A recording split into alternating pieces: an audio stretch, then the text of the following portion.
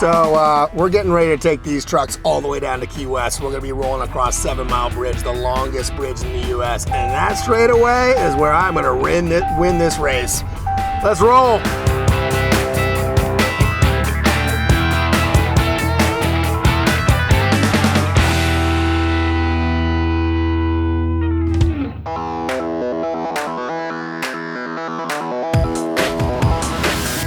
So we're going to be taking these road bikes across 150 miles of open desert. I have no idea if Rob's going to be able to keep up, but I know I'm going to win this race.